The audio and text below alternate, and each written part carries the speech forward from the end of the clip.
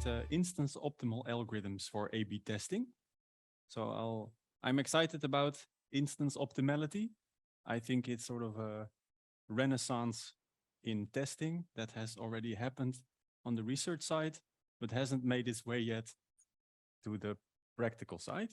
So I'll tell you what it is, what the advantages of it are, and a little bit of what it looks like to be doing this type of thinking.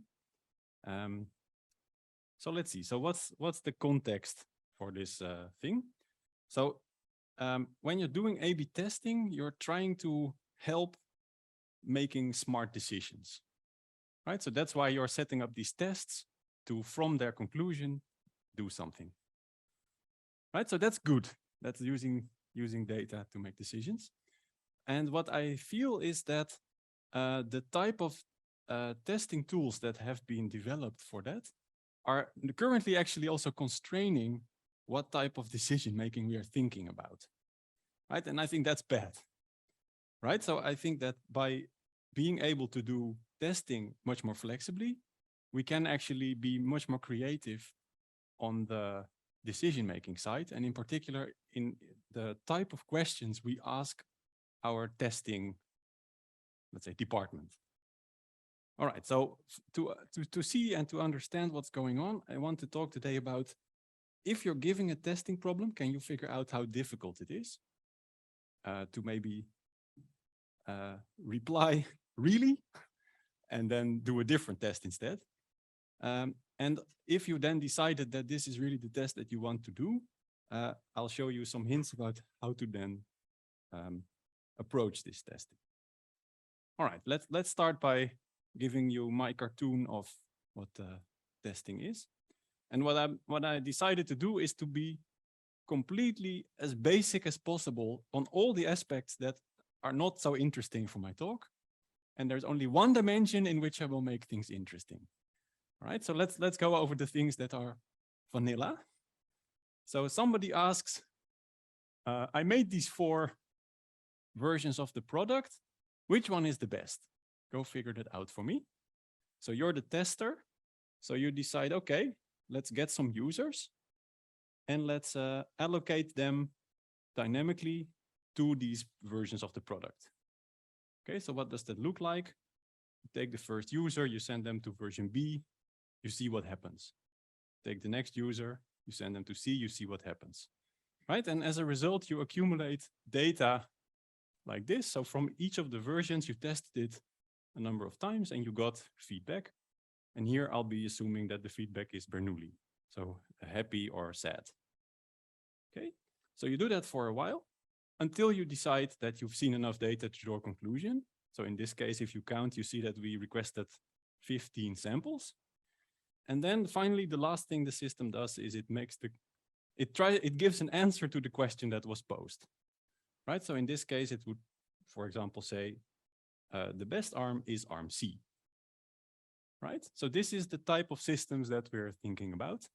How to decide where to send the users based on the data you collected so far, then when to stop, and then what to say. Okay, so what's the dimension that I want to vary? That's actually what is the question that we're trying to answer. Right, I want to understand, if you change slightly the question, does it affect what a good system looks like? Right, and can give away the punchline.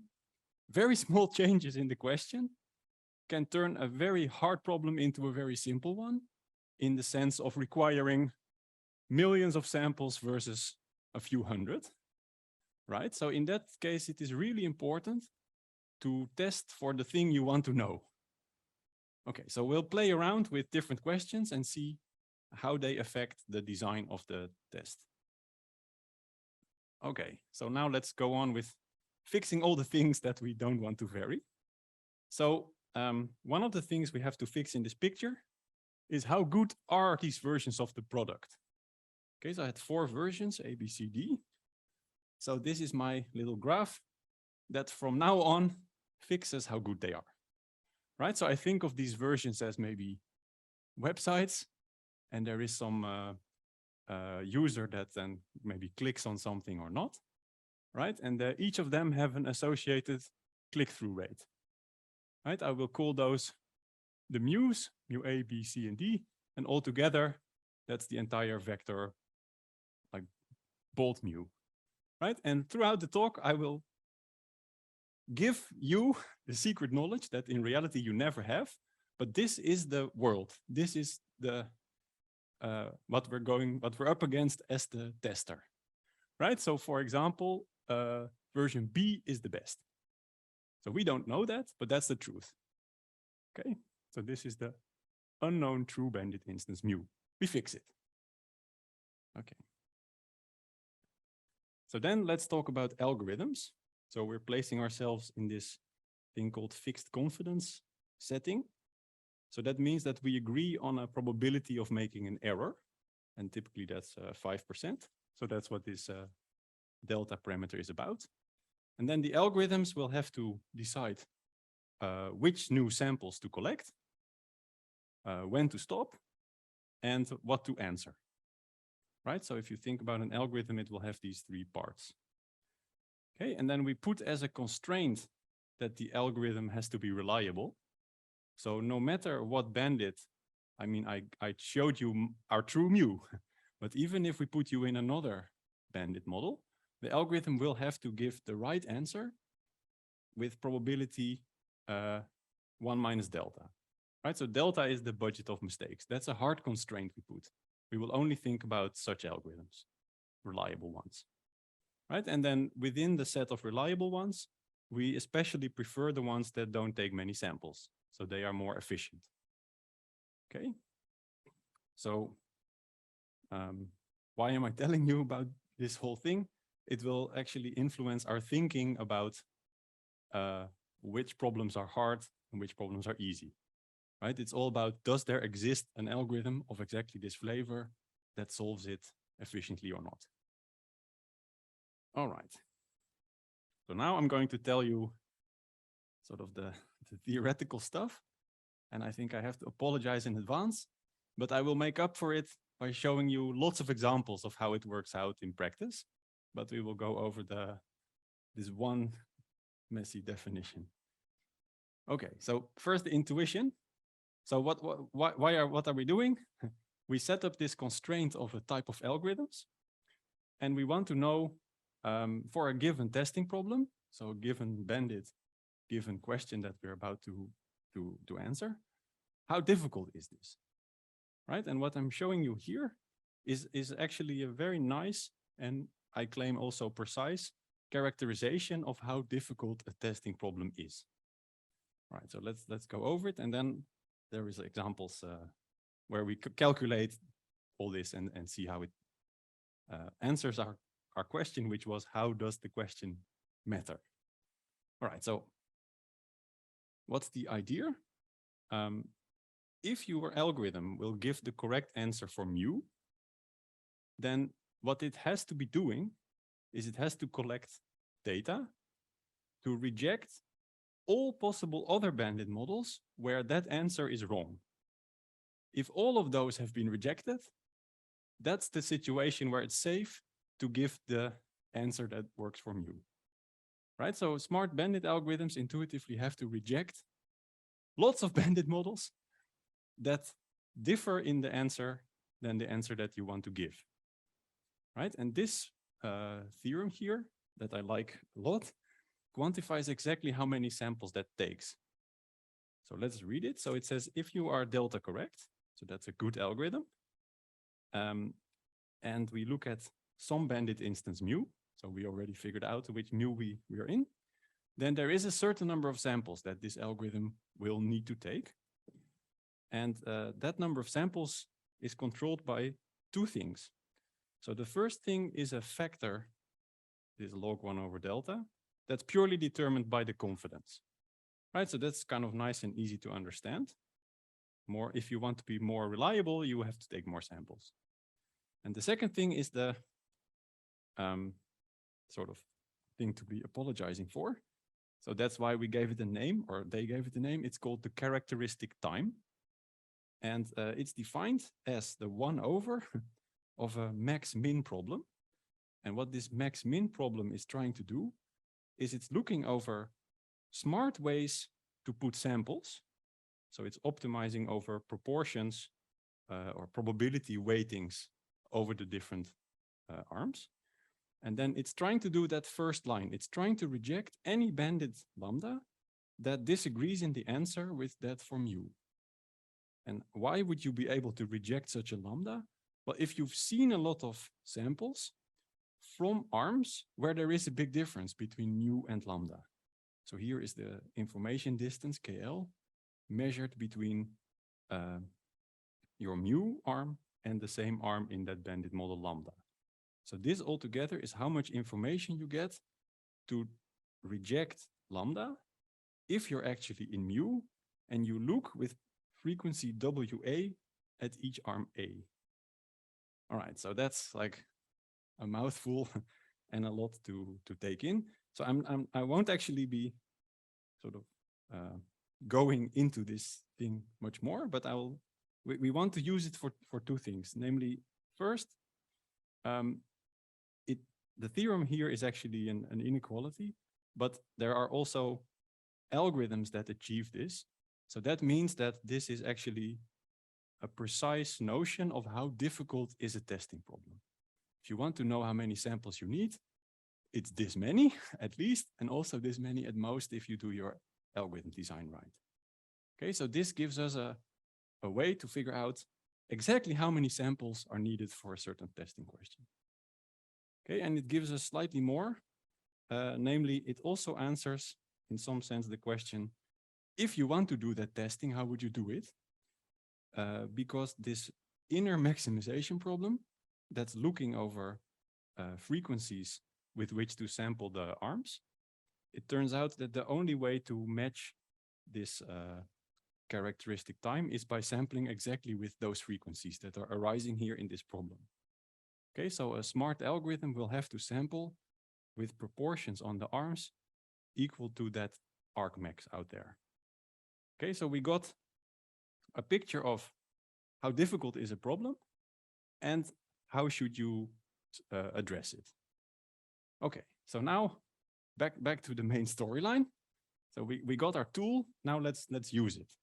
So what I want to do next is I want to vary the question that we're trying to answer in subtle ways.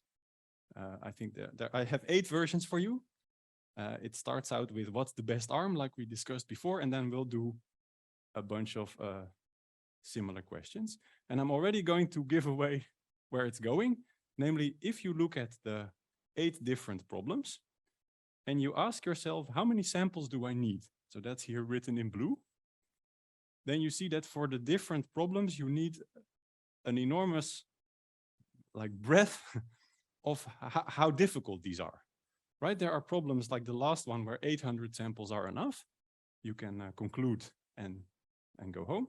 And there are problems in there that require 30,000 samples, right? And the claim is that this is caused by just a subtle difference in what exactly you're testing. Okay, and then the other thing that I want to point out is in that optimization problem, there were arising these frequencies on the arms that a good algorithm should have. And what I want you to see from all these pictures is that in all of them, the weights on the arms that optimize the sample count for that problem is completely different, right? Yeah, I don't know if it's obvious to you, but for example, that middle guy that has 2 large bars, that appears nowhere else, right? And next to it are like the 2 extremes get almost all the weight. That also appears nowhere else, right? That last guy is uniform. That also appears nowhere else. So what that means is that if your algorithm is optimized for one question, but you were actually after another one, it's going to do a very suboptimal data collection for you, right? So that if you do it that way, you may have to run much, much longer than if you were smart about it. Okay, so now let's zoom into these variants of the question that I want to show to you. So this is the vanilla question. I have 4 arms. I have showed you again the bandit where we are on the left. And I'm after this thing, which is what is the arm that maximizes the click-through rate, right? So that would be the best arm. In this case, it's arm B, right? And so the claim is that if you do that calculation according to that theorem and you calculate how many samples you would need, it's about 9,000. And if you look at where would you need to put those samples, most of them would need to go on arm B and arm C, and then only a few on arm D and arm A, right? And you can actually figure out why is that. So arm B is the best, and arm C is close by. So if you don't sample B and C a lot, you can't see the difference. So you can't learn that B is better than C, right? And B is also better than A, but the difference is much bigger.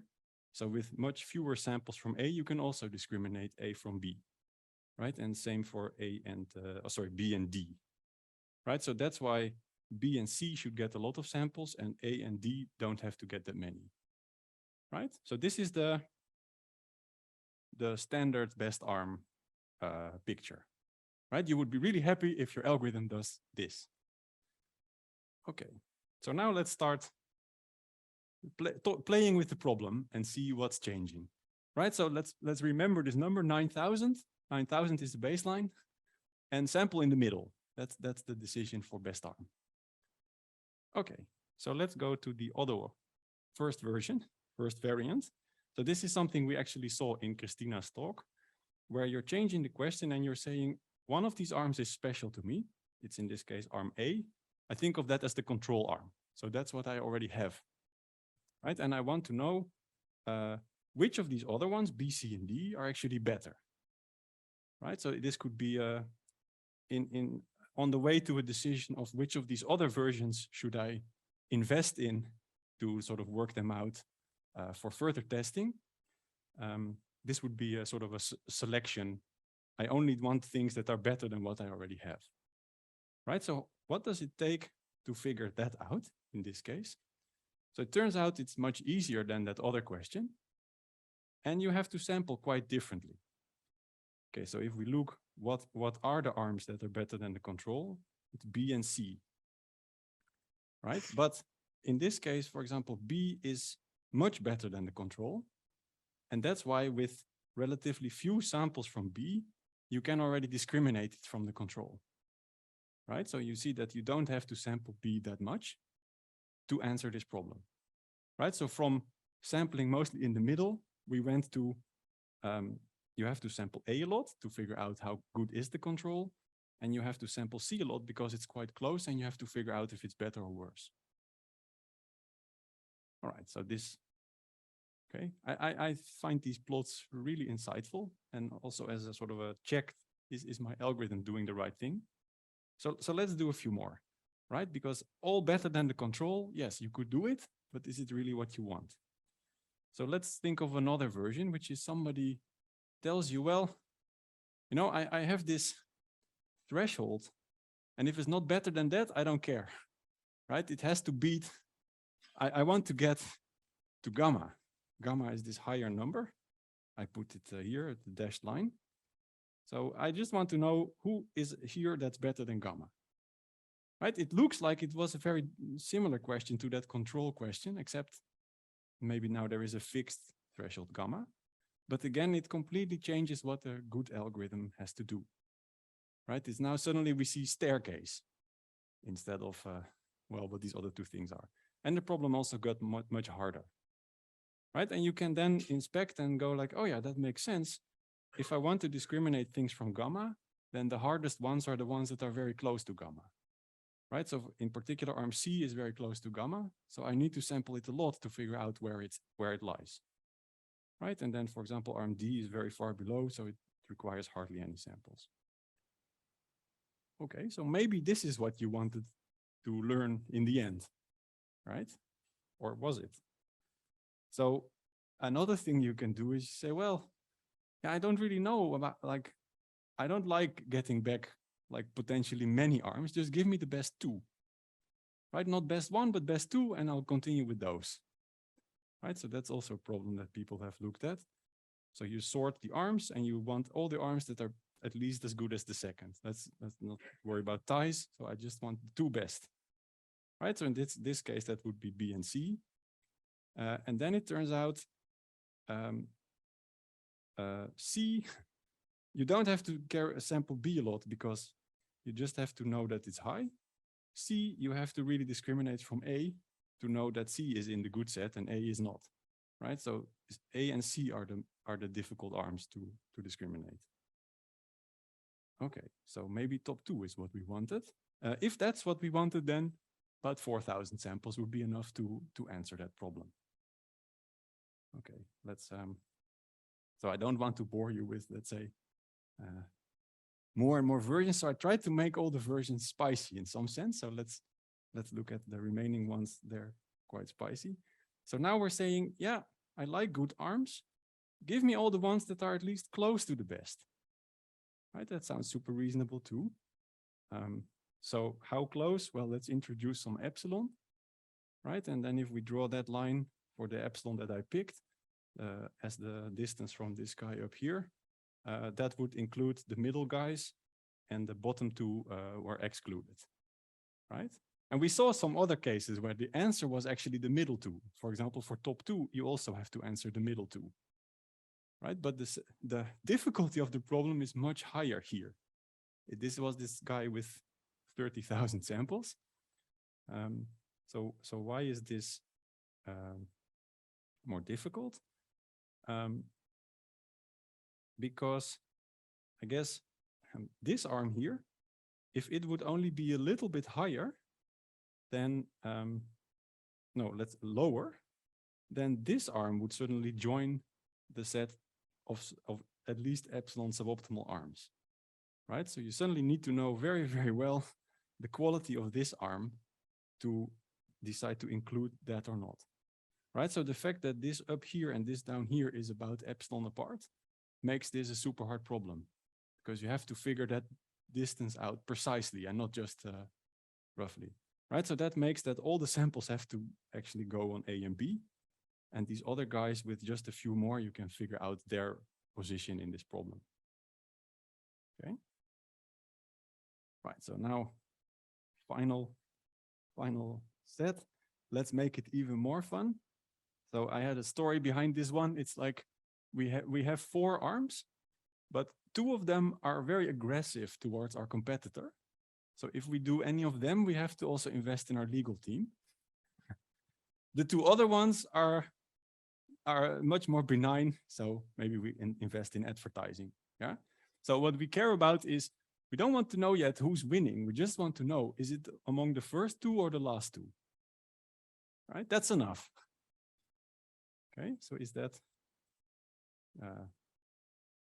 yeah. So what would it take to figure that out? So it happens to be about the same complexity as best arm.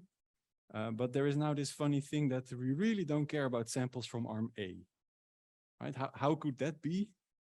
But it's true that if you sample only B, C, and D, you know that the maximum is at B or better, because you didn't see A, could be very high, you don't know, but it's at least this good. And if you also know C and D, then you know that the maximum on the right is at most C, right? So you figured out the problem without ever looking at A. Right, so that's actually correct that this tells you that your algorithm should be very, very sparingly sampling A to E. Yeah. Okay, so let's see, how many more do I have? Yeah, so 2 more.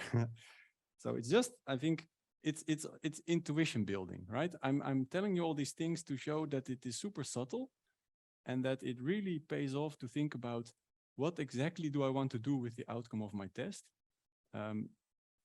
Especially if, maybe this is in a chain of tests where it's like an intermediate result, then, okay, so let's go over this. So this is a similar type of story. I choose, I only want to know left or right, but instead of looking out where the maximum is, I find that my competitors will then do something, if I choose left or right, to make me only get the worst of the 2, right? So they have all these tricks, like making me ridiculous with some well-placed Spotify or whatever. So if you want to know on which side is the minimum the highest, right, then you have again this question that you have to sort of prove that the minimum is low on the side where it's not the highest by sampling arm D a lot. And then between those, you have to prove that the minimum there is high by sampling mostly A and a little bit of B. Okay, so and the last one is again completely different.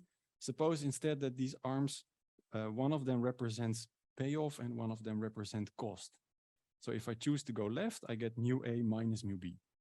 And if I choose to go right, I get mu C minus mu D. Right, so now I want the highest of those. It's like a profit question.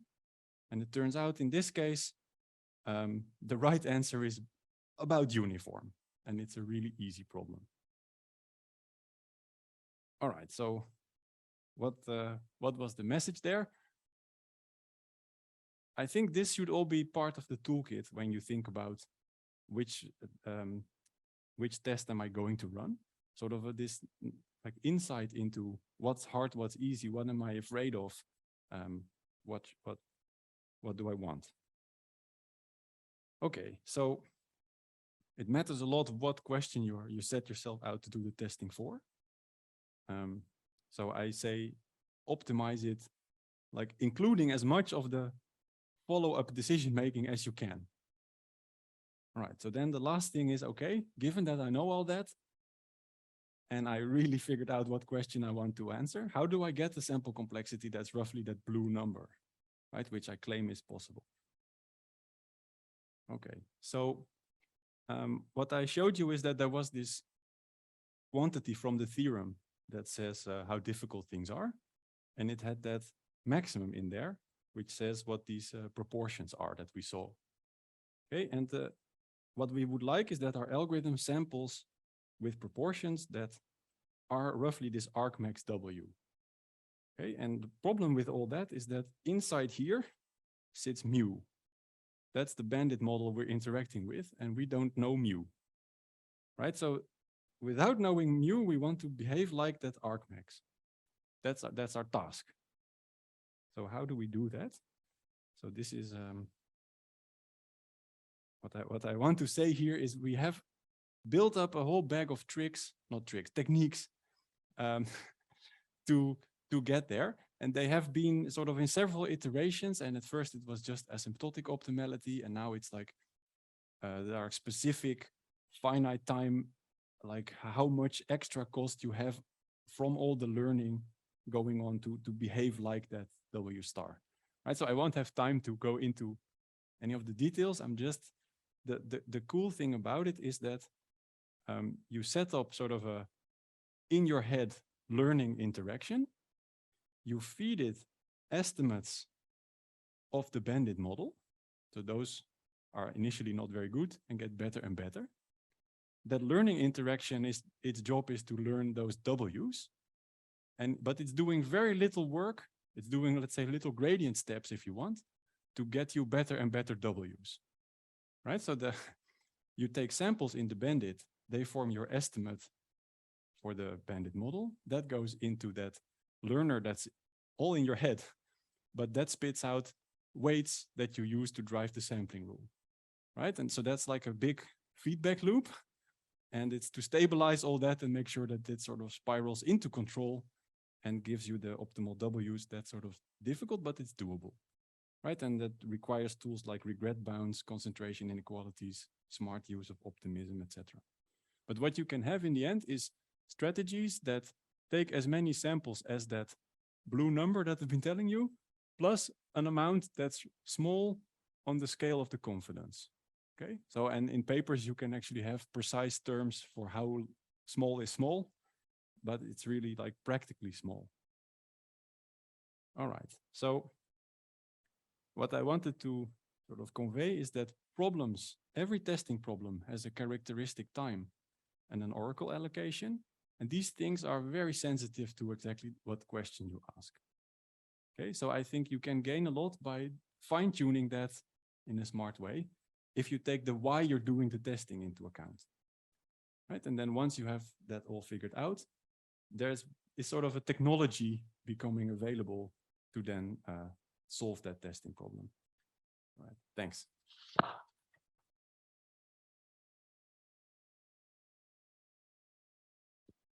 Yes, thank you, Wouter. Now, the next question, of course, is think very carefully about the question you want to ask. Sorry, but I see Peter is courageous. Yes. Okay, so maybe this is the wrong question, but it does come to mind immediately, and I'm kind of missing the English word for that, but in Dutch there's this word bijvangst. And the first thing you think here is, okay, some of these questions actually, maybe if you solve them, you have implicitly already have a pretty good answer to one of the other questions. Yes. There were actually two questions which had the same profile. Oh, you saw. The first one and the sixth one. Peter has not seen these slides. Okay, so the first one and the seventh one. No, the first one and the sixth one. Yeah, they have a similar, and they also mean about the same. Yeah, sample. but the zero here. Ah, okay, okay. Okay, well, there was a they're not. But okay. wouldn't it be like, I mean, for a company, wouldn't it be great if you answer one of them and then say, okay, but now I also want to know this, and then the algorithm would say, okay, I cannot give you that at the required delta because it was not the question you asked, but I can still tell you that with some other notion of confidence, I know more or less what's going on also for this question. I mean, I would guess that companies. So I have an answer to this. That's really interesting for them. Yes, and I think it's also answering a question that came up earlier, because I think there was another one similar to this. So inside this algorithm design is in particular the stopping rule. And if you look carefully at the stopping rule, you will find that it's actually a multi-dimensional confidence interval being constructed, but not of a very typical shape. So typically things are like, dimension-wise intervals like a box or perhaps an ellipse, right? Those are the classic things. But these are like unions of sub-arm elliptical, well, egg-shaped stuff. So it's like a monster confidence region that you're building to base your stopping decision on. But that region is what you know at the very end of the whole thing. So every question that you could potentially answer based on that. So you have like estimates up to some precision, like even jointly, like if this is high, that has to be low. You know these type of things. But so you could, if you wanted to sort of try to ship that off. I also learned this. Yeah. I haven't really seen like a good case for it, but it is what you have. And the scheme is internally trying to make that as large as possible, except in the one dimension where the answer of the problem gets decided, but it will not be able to do that sort of perfectly. So that's where the bijvangst sort of side catch. Side catch, yeah. Okay, yeah. I see Peter's question also generated another question over there.